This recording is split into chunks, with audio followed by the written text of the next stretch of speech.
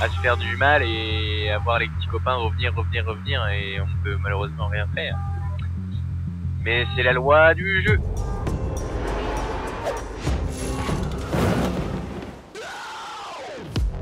Après une rude journée hier et une nuit tout aussi mouvementée, la deuxième transmanche a été tonique et 3 solitaires naviguaient de concert en tête de flotte, creusant leur avance sur leurs poursuivants, à la recherche quand même d'un peu de repos.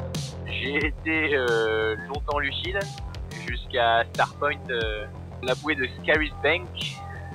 Et en fait, je t'avoue que le dodo était bien tentant sur une ligne droite toute stable et tout. Et il restait pas long, alors je me suis allongé en pensant juste m'allonger 2 minutes et je me suis endormi, je me suis retrouvé dans les bancs de sable à Starpoint et le pire aurait pu y arriver. Et tout va bien. Mais arrivé dans le chenal du four, le vent mollit, les écarts se resserrent et les calculs se font dans la tête du leader actuel, Loïs Béréard. Le coup de Trafalgar qu'on a eu dans le four, j'en ai jamais entendu parler dans un bulletin météo consulte, donc je me méfie toujours. Tant que je suis pas arrivé, je me méfie. Moi, pour le général, il faut pas juste que je sois devant, il faut que je sois loin devant. Donc bon, j'essaie de pas trop y penser et je joue l'étape à fond et ça va être cool.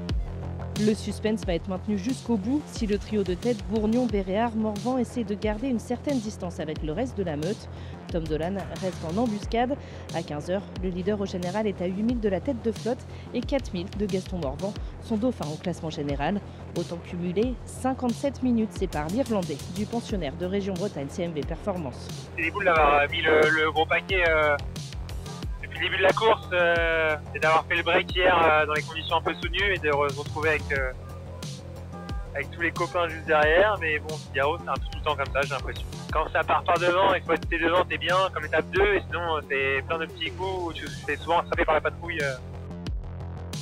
La course de vitesse reprend sur ses derniers bords dans un vent portant. Bah écoute, avec la marée qui va se traverser, ça va peut-être resserrer la flotte.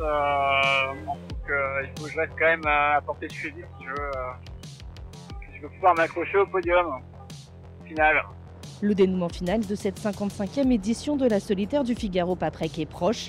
Les premiers sont attendus demain entre 3 et 4 h du matin à la Turballe.